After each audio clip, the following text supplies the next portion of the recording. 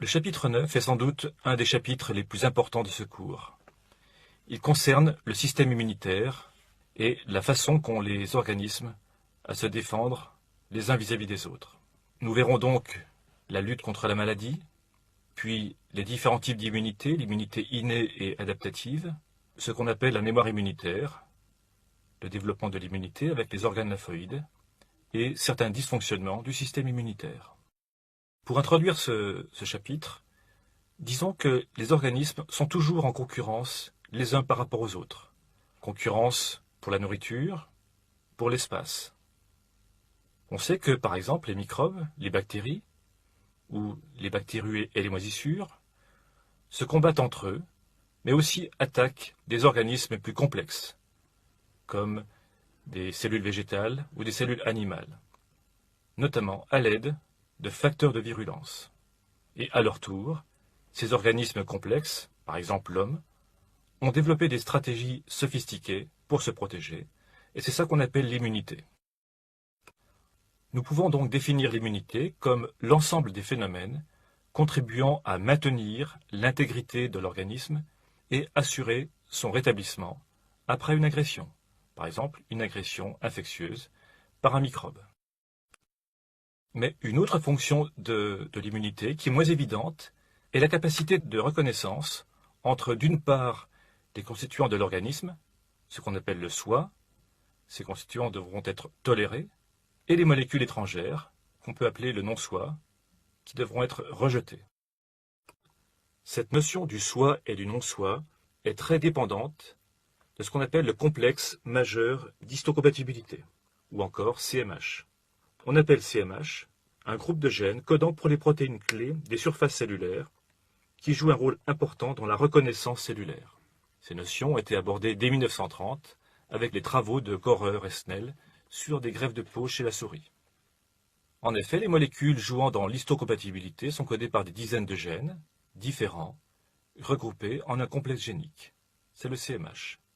Chez l'homme, ces molécules ont été découvertes en 1952 par Jean Dosset sur les leucocytes et ont donc été appelées les HLA ou Human Leukocyte Antigen. Cette découverte a été majeure pour mieux comprendre la compatibilité des greffes chez un individu greffé. Le système immunitaire fonctionne avec deux catégories de mécanismes étroitement intriqués. Premièrement, l'immunité non spécifique, appelée encore immunité naturelle ou immunité innée, et l'immunité spécifique, ou acquise, ou encore appelée adaptative, capable d'une mémoire immunologique. Les principaux objectifs du système immunitaire sont une lutte contre les agents infectieux, étrangers à l'organisme, lutter contre un organe étranger, dans le cadre des greffes d'organes en transplantation, ou bien de lutter contre une cellule tumorale, reconnue comme étrangère après sa transformation cellulaire. On parlera donc d'immunité anti-infectieuse, d'immunité de greffe ou d'immunité antitumorale. Un mot maintenant sur les facteurs qui peuvent influencer le système immunitaire.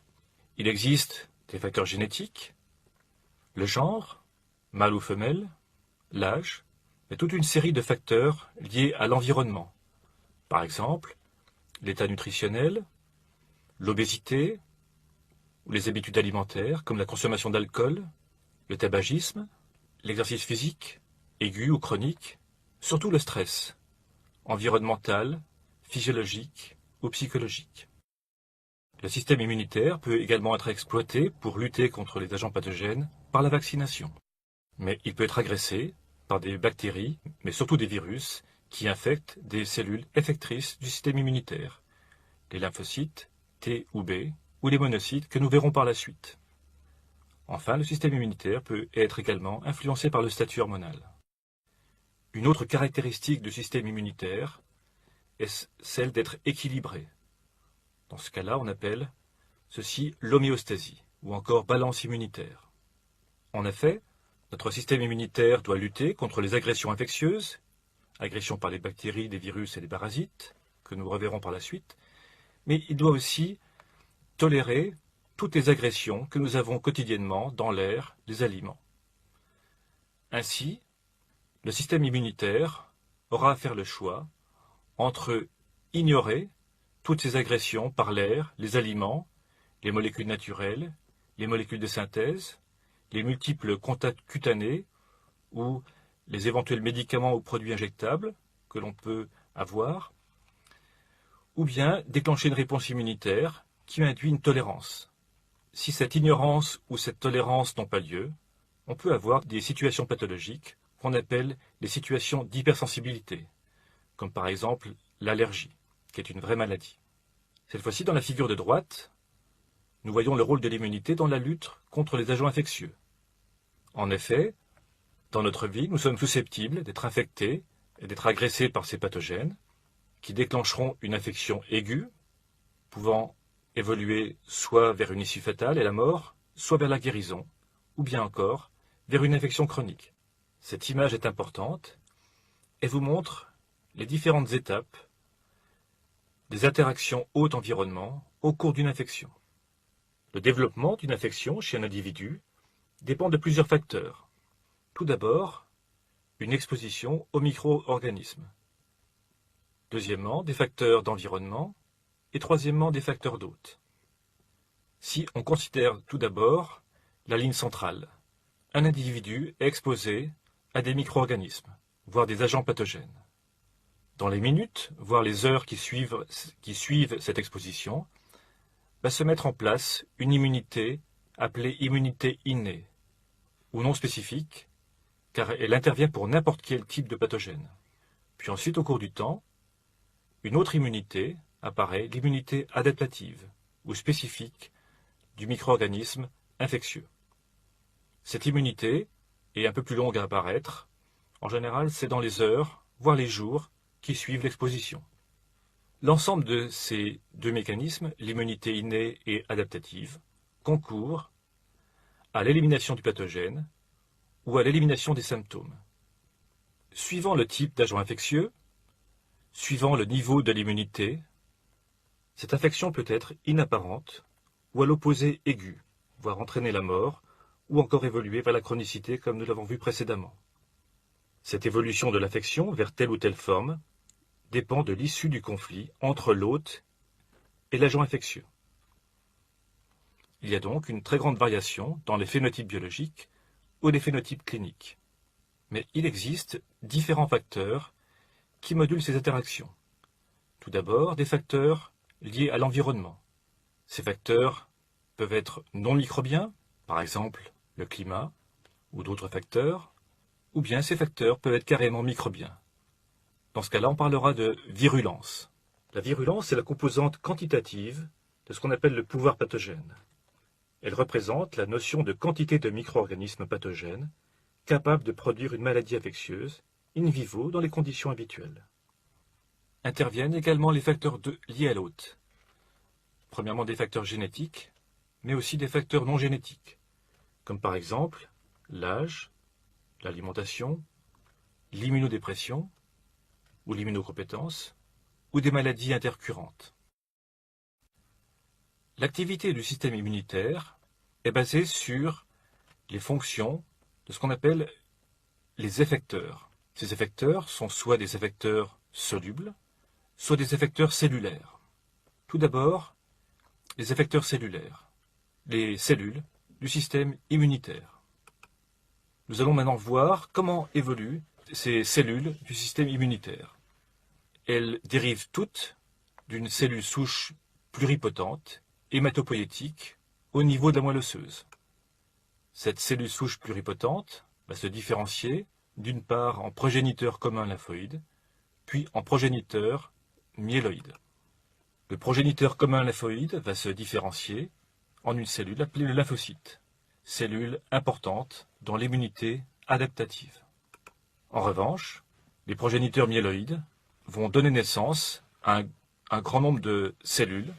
Tout d'abord, les monocytes et macrophages, responsables de ce qu'on appelle la phagocytose et la présentation des antigènes. Deuxièmement, les polynucléaires neutrophiles, qui sont impliqués dans la phagocyte et sont d'excellents agents antibactériens. Les polynucléaires éosinophiles, impliqués dans l'immunité antiparasitaire. Puis enfin, les polynucléaires basophiles et les mastocytes, qui sont impliqués dans la protection des surfaces muqueuses. Maintenant, Voyons où prennent naissance ces cellules effectrices du système immunitaire. Toutes ces cellules prennent naissance au niveau de ce qu'on appelle les organes lymphoïdes primaires. La moelle osseuse, pour les lymphocytes et les autres cellules. Certains lymphocytes vont ensuite subir une maturation au niveau du thymus. Ce sont les lymphocytes T, T comme thymus. Après ces premières étapes de maturation, les effecteurs du système immunitaire vont se loger dans des organes appelés organes lymphoïdes secondaires ou tissus lymphoïdes. Tout d'abord, les amygdales, les tissus lymphoïdes associés aux bronches, les ganglions lymphoïdes, encore appelés ganglions lymphatiques, la rate, les plaques de Peyer et le tissu lymphoïde urogénital. Ils assureront ce qu'on appelle une veille de l'organisme sur différents sites anatomiques. Maintenant, pour aller plus dans l'aspect fonctionnel de ces organes lymphoïdes, donc cette diapo vous montre les grandes fonctions des organes lymphoïdes primaires, en commençant par la moelle osseuse. La moelle osseuse est l'endroit où nos cellules immunitaires, nos effecteurs immunitaires vont être produits. Aussi bien les cellules immunitaires non spécifiques, qui est la première ligne de défense, la défense générique, que les cellules lymphocytaires B, qui, vous le savez, produisent les anticorps. Ces anticorps ont des effets très importants. Ils ont un effet neutralisant, sont cytotoxiques, ont une grande importance pour tuer les bactéries. Et enfin, les cellules lymphocytaires T, qui sont des cellules éminemment importantes puisqu'elles détruisent les cellules cancéreuses, les cellules infectées par des virus et orientent les autres cellules de l'immunité. Maintenant, pour aller plus dans l'aspect fonctionnel de ces organes lymphoïdes, donc cette diapo vous montre les grandes fonctions des organes lymphoïdes primaires, en commençant par la moelle osseuse. La moelle osseuse est l'endroit où nos cellules immunitaires, nos effecteurs immunitaires vont être produits. Aussi bien les cellules immunitaires non spécifiques, qui est la première ligne de défense, la défense générique, que les cellules lymphocytaires B, qui, vous le savez, produisent les anticorps. Ces anticorps ont des effets très importants, ils ont un effet neutralisant, sont cytotoxiques, ont une grande importance pour tuer les bactéries. Et enfin, les cellules lymphocytaires T, qui sont des cellules éminemment importantes puisqu'elles détruisent les cellules cancéreuses, les cellules infectées par des virus et orientent les autres cellules de l'immunité. Maintenant, pour aller plus dans l'aspect fonctionnel de ces organes lymphoïdes, donc cette diapo vous montre les grandes fonctions des organes lymphoïdes primaires, en commençant par la moelle osseuse. La moelle osseuse est l'endroit où nos cellules immunitaires, nos effecteurs immunitaires vont être produits. Aussi bien les cellules immunitaires non spécifiques, qui est la première ligne. Cette image est importante. Elle vous montre, en effet, quels sont les différents effecteurs, solubles et cellulaires, de l'immunité. Immunité adaptative à droite, immunité naturelle ou innée à gauche. Commençons tout d'abord par les effecteurs de l'immunité innée, à gauche. Cette immunité, je le rappelle, immunité innée ou naturelle, est de déclenchement rapide, sans mémoire des événements passés. Les différents effecteurs sont les cellules dendritiques, les macrophages, des lymphocytes particuliers appelés lymphocytes NK, NK pour Natural Killer, les polynucléaires, neutrophiles, éosinophiles. Enfin, les effecteurs solubles sont représentés par le complément.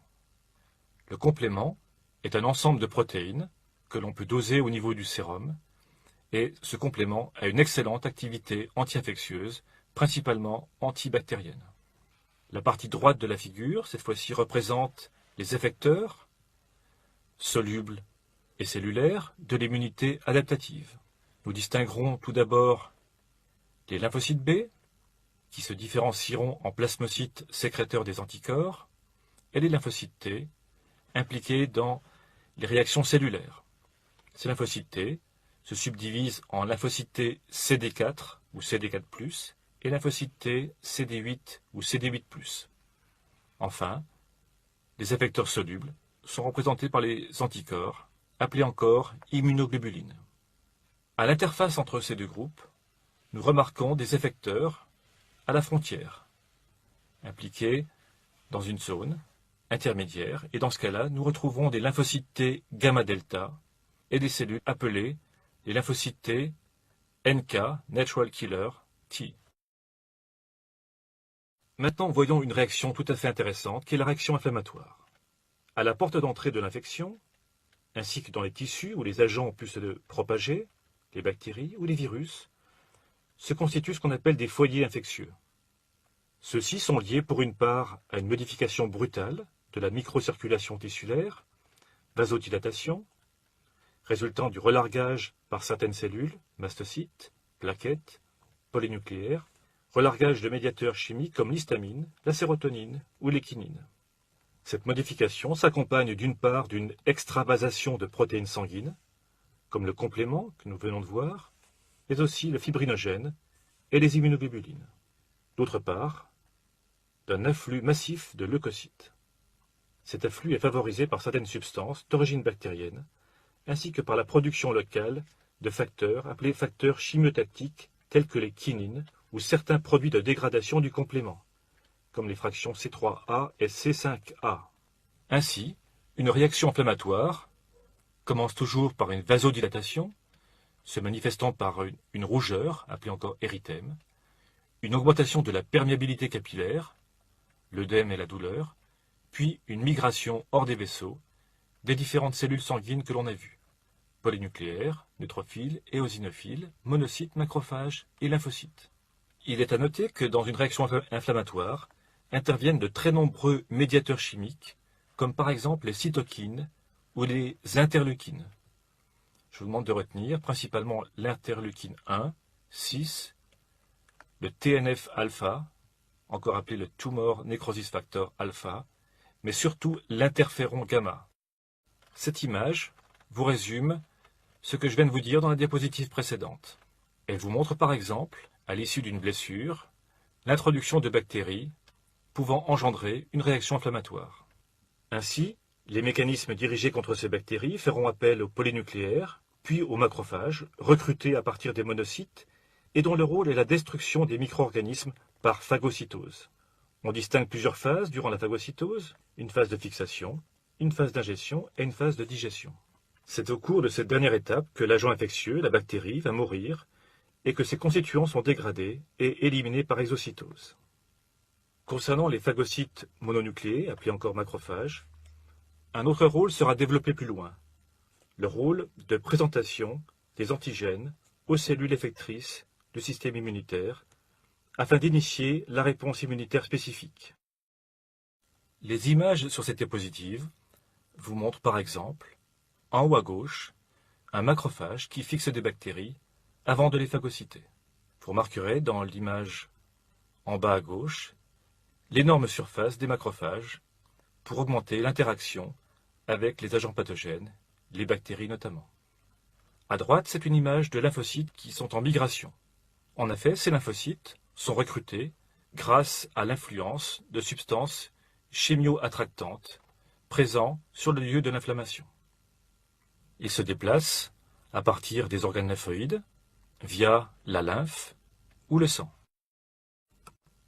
Nous venons de voir, le macrophage a une part importante dans l'immunité innée, mais il joue également un jeu essentiel pour l'immunité adaptative, notamment dans ce qu'on appelle la présentation des antigènes aux lymphocytes.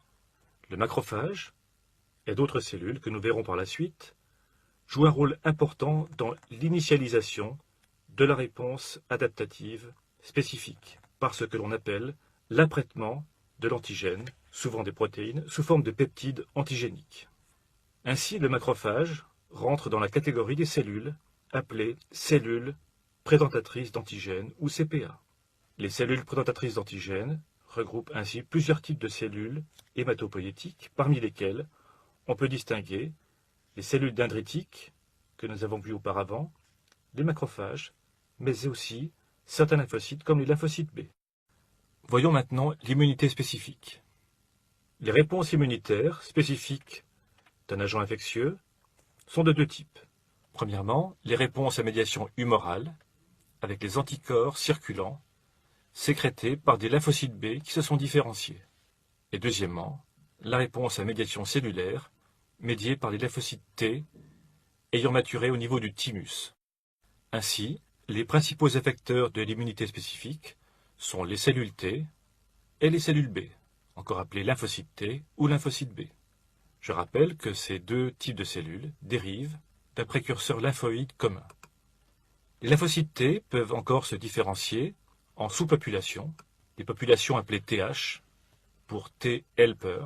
Ils activeront les cellules B ou lymphocytes B et les macrophages. Et la deuxième sous-population est constituée par les lymphocytes T appelés CTL pour cytotoxic T lymphocytes, ou encore CTL, qui vont lyser les cellules affectées, par exemple par des virus. Les cellules B, encore appelées lymphocytes B, se différencient en cellules appelées plasmocytes, qui vont produire des anticorps. Les anticorps sont des protéines appartenant à la famille des immunoglobulines. Il existe plusieurs types d'anticorps, les immunoglobulines A, G et M, appelées respectivement IgA, IgG et IgM. Comme cette figure l'indique, il s'agit de protéines multimériques avec deux sites importants, le site antigénique qui reconnaît l'antigène, antigène bactérien, antigènes viraux, antigènes parasitaires, et un site effecteur. Par ce site effecteur, les anticorps facilitent par exemple la phagocytose des bactéries. En revanche, le site antigénique est plutôt impliqué dans les fonctions de neutralisation, neutralisation d'un virus, ou encore neutralisation d'une toxine bactérienne. Certains anticorps, comme par exemple les immunoglobulines M, encore appelées IgM, sont présentes dans le plasma ou le sérum. D'autres, comme les IgG ou immunoglobulines G, sont présentes dans le sérum, mais aussi les tissus. Et enfin, les immunoglobulines A, encore appelées IgA, sont responsables de l'immunité locale au niveau des muqueuses. Notons enfin que les anticorps peuvent être utilisés comme des médicaments. Dans ce cas-là, par le génie génétique, on peut produire, à partir d'anticorps produits chez la souris, des anticorps qui se rapprochent des anticorps humains. On appelle ces anticorps des anticorps chimériques ou bien encore des anticorps humanisés. Nous avons vu auparavant que les monocytes et les macrophages jouent un rôle important dans la phagocytose, mais aussi un rôle dans la présentation des antigènes. Ces cellules, ainsi que les cellules dendritiques, sont appelées les CPA ou cellules présentatrices d'antigènes. Ces cellules expriment constitutionnellement à leur surface des molécules du complexe majeur d'histocompatibilité ou encore molécules HLA de classe 1 ou de classe 2, chargées par exemple en peptides, notés en rouge sur la figure. Ces peptides sont capables d'être reconnus ensuite par ce qu'on appelle le récepteur à l'antigène de lymphocyte T, appelé sur la figure le TCR, respectivement de type CD8 ou CD4. Il est classique de considérer qu'il existe deux voies principales de présentation d'antigènes par les molécules du CMH. Prenons l'exemple maintenant d'une infection à virus. Les molécules HLA ou encore molécules du CMH de classe 1 vont intervenir pour la présentation de ces antigènes viraux. Ainsi, cette présentation d'antigènes viraux par des CPA infectés par un virus permettra l'activation de lymphocytes T CD8 cytotoxiques et la lyse des cellules infectées par un virus. Cette image vous montre la grande sélectivité de la lyse par les cellules T CD8 cytotoxiques. En bas, nous remarquons que les cellules de l'organisme qui présentent à leur surface les antigènes issus des protéines qu'elles contiennent, les antigènes du soi, ne seront pas lysés. En revanche, au-dessus, les lymphocytes T CD8 CTL détecteront le petit peptide rouge issu de la présentation des antigènes par le CPA et vont donc lyser la cellule infectée par le virus, car il s'agit d'un antigène du non-soi. Cette image vous résume ainsi le scénario des différentes réponses immunitaires que l'on a vues, en incorporant le rôle des barrières.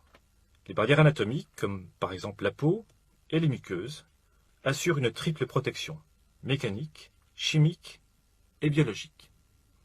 La protection mécanique est soit statique, comme la présence de couches cellulaires kératinisées de la peau, soit dynamique, comme le péristaltisme du tube digestif et du bol alimentaire, les lavages répétés par les urines ou les larmes, ou comme les cellules ciliées des bordures en brosse, comme les cellules bronchiques par exemple, associées au mucus. Ces mécanismes s'opposent donc à l'adhésion des bactéries et contribuent à leur évacuation dans l'oropharynx. Mais il faut citer également, au niveau de ces barrières anatomiques, les mécanismes de protection chimique, comme par exemple la sueur, qui est bactéricide par l'action des acides gras ou de l'acide lactique qu'elle contient. Également l'acidité de certains milieux, comme le suc gastrique, l'urine, les sécrétions vaginales. Ou bien enfin la sécrétion de différents constituants au niveau des muqueuses, comme le lysozyme, qui est un puissant agent antibactérien, ou les IgA, immunoglobuline A sécrétoires.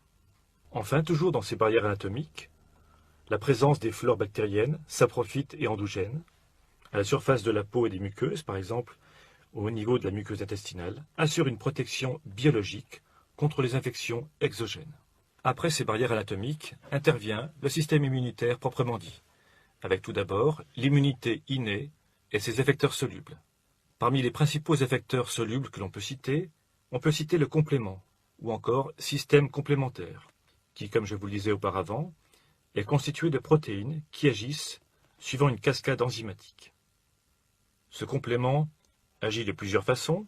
Il induit par exemple une lyse directe de la membrane des agents pathogènes, exemple enveloppe virale, ou bien une lyse des cellules infectées par un virus. Le complément également possède une action chimiotactique. Certains facteurs libérés au cours de l'activation de ce complément peuvent avoir une action sur d'autres effecteurs de l'immunité. Comme autre exemple de l'immunité innée, mais cette fois-ci dans les effecteurs cellulaires, citons les cellules NK. NK pour Natural Killer.